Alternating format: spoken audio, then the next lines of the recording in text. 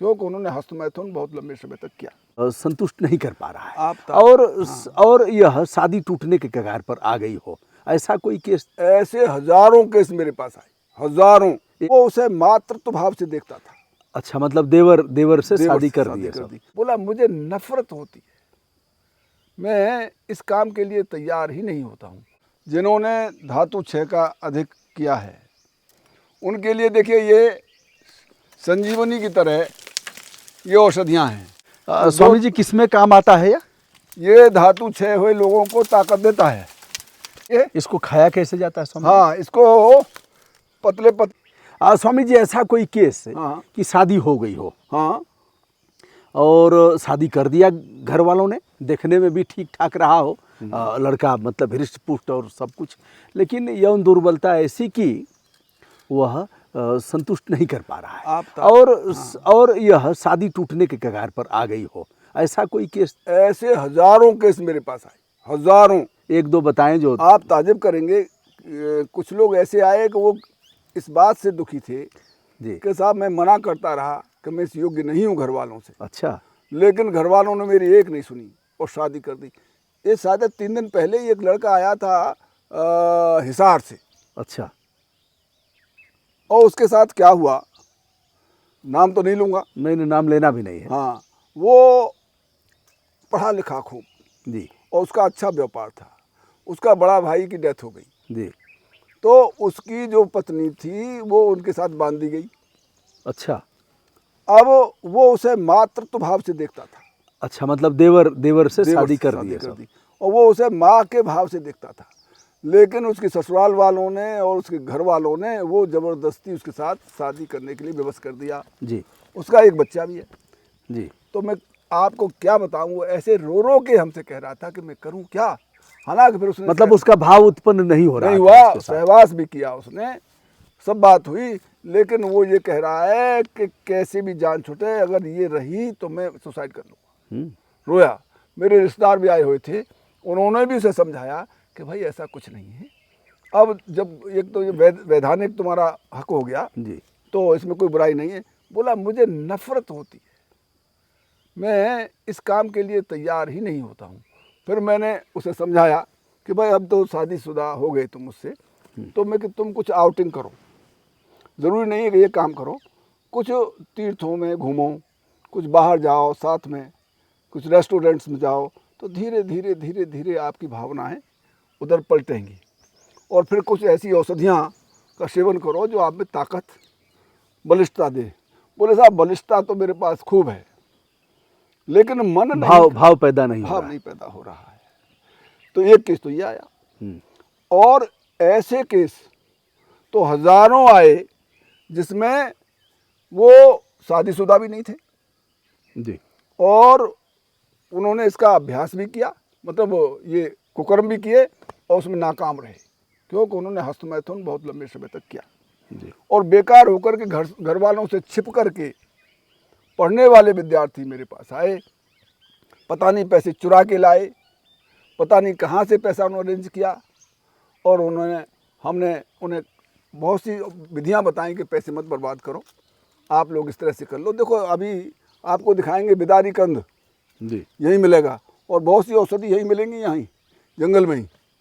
तो मैं कि इनका चूर्ण खाओ, कोंच खाओ, कोंच का चूर्ण, सतावर लो, अश्वगंध लो, मूसली, सैमल मूसली लो, सफ़ेद मूसली लो, हैं, इस तरह की बहुत सी चीज़ें जड़ी बूटियाँ हैं। लेकिन उसका मानक होगा ना, ऐसे ही लेकर के, जैसे मात्रात्मक ये है कि ये सभी चीज़ें मिला के ले लो अथवा एकल औषधि ले लो, लेकिन इसकी जो है कम से कम 10-15 ग्राम से ज़्यादा नहीं लेनी चाहिए एक बार, और ये दूध के साथ लेनी चाहिए।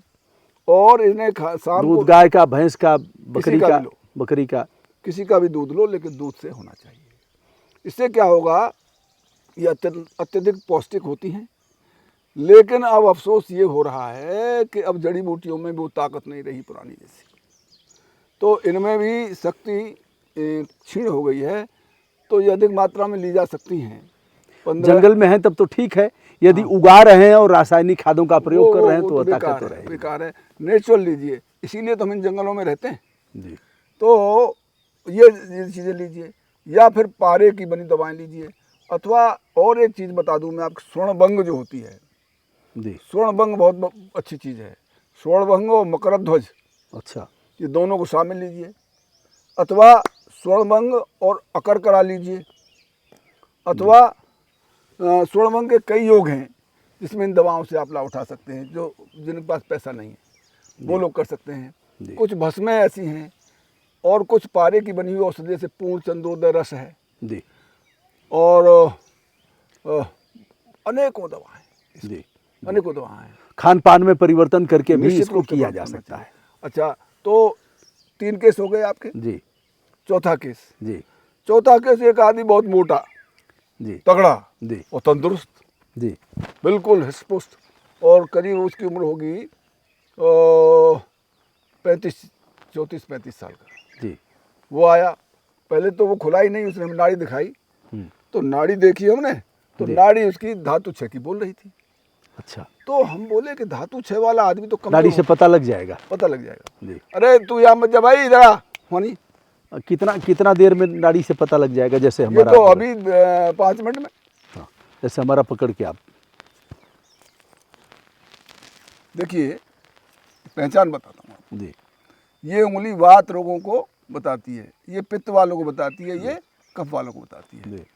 जिसकी धातु 6 होगी उसका पित्त बढ़ेगा, जी। पित्त से वायु बढ़ेगी, तो ये दोनों उंगलियों के बीच में खट खट खट खट खट खट खट चलेगी। जी। ये चलेगी सर्पाकार, ये वाली, जी। और ये चलेगी मेंढक की तरह उछाल मारेगी। तो समझ लो कि इनका धातु 6 हुआ है। जी। जी।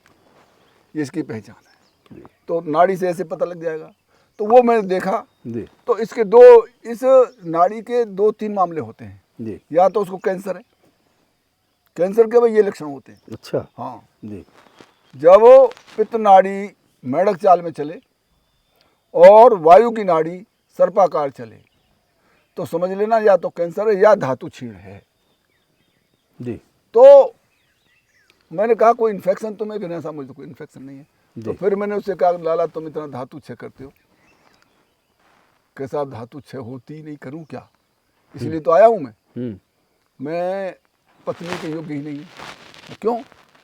कि मेरी इंद्रियां इतनी क्षीण हो गई हैं और मैं ये काम करने में असमर्थ हूँ।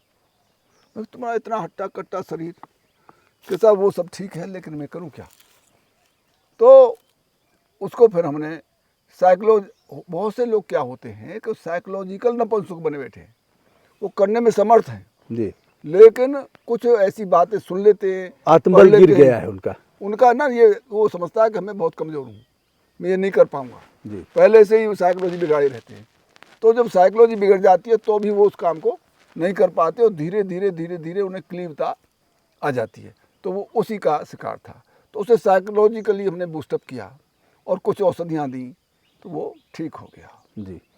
तो इस तरह से ये 4-5 मामले आए। अब ओवरऑल इसके लिए जो औषधियाँ हैं, जी। उड़द इतना अच्छी चीज़ है, जिनके पास पैसे नहीं हैं वो अपने घर में उड़द की दाल खाएं, उड़द का हलवा खाएं, उड़द की खीर खाएं मीठे दूध के साथ। शतावर का सेवन करें, अश्वगंध का सेवन करें, सफ़ेद मूसली, काली मूसली अथवा श्यामल मूसली, कौच, इससे भी वो कर सकते हैं। जी। दूसरी बात और देखो, ये जो हमारे पास 2 वृक्ष हैं, जी। पीपल और बरगद, ये इतने इम्पोर्टेंट हैं, इनकी इम्पोर्टेंट आध्यात्मिकता के साथ साथ तो है ही, लेकिन संतति बनाने के लिए भी प्रकृति ने इन्हें प्रदान किया है। जिनकी धातु ज़्यादा क्षीण हो गई है, वीर का पतलापन हो गया है, असमर्थ हो गए हैं, अगर वो बतासे में डाल के बरगद का दूध निरंतर पिएंगे तो निश्चित रूप से उनकी धातु स्तंभित हो जाएगी और वो पुनः अपनी स्थिति में लौट आएंगे। इसके लिए एक औषधि भी बनाई जाती है कि आप बरगद का फल, उसकी कोमल कली, उसकी छाल, उसका जड़, उसके पत्ते, इस सब को कूट कर और इसका काढ़ा बनाकर दूध के साथ लें, या इसका कल्क बना लें और दूध के साथ लें। इसी तरह से पीपल के इन्हीं अंगों को कूट कर उसका चूर्ण बना लें और दूध के साथ इसका सेवन करें। आपको विशेष लाभ होगा। आप कुछ ही दिनों में आपका चेहरा चमकने लगेगा। स्वामी जी, इस तरह के तमाम युवा हमसे जुड़े हैं, अन्य लोग, मैं 50+ जो है 60-65, उनको तो राय नहीं देता, हो गया सो हो गया, बहुत है। हाँ। अब उनको दूसरे काम में दिमाग लगाना चाहिए, लिखना पढ़ना, फिर ठीक है उनके बच्चे हो गए, बच्चे बड़े हो गए, पोते हो गए, बहुत हो गया, परमात्मा ने जो दिया था समय वो बीत गया, अब अगले काम में समय को व्यतीत करना चाहिए। लेकिन जो युवा वर्ग हैं, हताश, निराश, लाचार है, जो जीवन जीने की का हौसला जिनका ख़त्म हो गया है, वो लोग अगर संपर्क करना चाहेंगे तो कैसे करेंगे आपसे? वही हमारा जो नंबर आपको बताया 9412505053 9412505053 जी, इन पर संपर्क कर ले। इस पर व्हाट्सएप भी है? इस पर व्हाट्सएप भी है।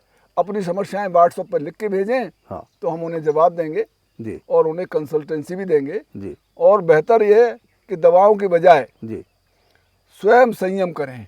जी, और ऐसे कुछ लोग बैठे हैं दुकान लिए जो उन युवाओं को और मिसगाइड करके उनका दोहन करते हैं, क्योंकि वो बेचारे शर्म की वजह से न तो उसका कुछ विरोध कर पाते हैं और इस सेक्स के नाम पर दुनिया भर का महंगा दवाएं बेच करके उन्हें बर्बाद करते हैं। तो दोस्तों, हम हैं स्वामी भास्करानंद जी के साथ। ऋषिकेश का थानो नामक स्थान है, थानो गांव है, एयरपोर्ट से 6 किलोमीटर की दूरी है। स्वामी जी पहले उत्तर प्रदेश पुलिस में दरोगा से शुरुआत हुई, इंस्पेक्टर रहे, डिप्टी एसपी रहे, चंबल में भी, उधर बीहड़ के क्षेत्रों में भी रहे। स्वामी जी से मैं समय समय पर बात करता रहता हूँ। उन युवाओं को जो यौनगत बीमारियों से परेशान हैं, अर्थात जिन्होंने धातु क्षय का अधिक किया है, उनके लिए देखिए ये संजीवनी की तरह ये औषधियाँ हैं। ये बहुत पुराना था, इसे कहते हैं बिदारी कंद। यह है बिदारी कंद, ये पुराना है और इसमें नए देखो ये आ रहे हैं। ये है इसका दूसरा नया, तो ये रखिए, इसको ले चलिए भाई। ये औषधि ये उनके लिए है। इसके अलावा देखिए ये दूसरे ये हैं, ये देखिए ये, और इसकी जड़ ये है, ये है पाढ़ल। ये पित्तज रोगों में काम करता है।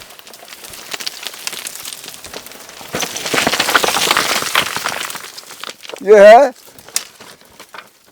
पाढ़ल, नहीं पाढ़ल नहीं है, ये बिदारी कंद है। ये बिदारी कंद है। ये भी पाढ़ल के पत्ते ऐसे नहीं होते, ये बिदारी कंद के पत्ते देखिए ऐसे होते हैं। ये स्वामी जी किस में काम आता है ये धातु क्षय हुए लोगों को ताकत देता है। इसकी पत्तियां देखिए ये हैं, ये इसकी बेल होती है। ये 3 पत्ती का होता है, जैसे पलाश के 3 पत्ते होते हैं ऐसे इसके पत्ते होते हैं। तो ये धातु की पूर्ति करता है। ये बहुत ही ताकतवर चीज़ है। इसका सेवन करने से धातु की वर्धता मिलती है। देखिए आप, प्रकृति ने सब व्यवस्थाएं दी हैं।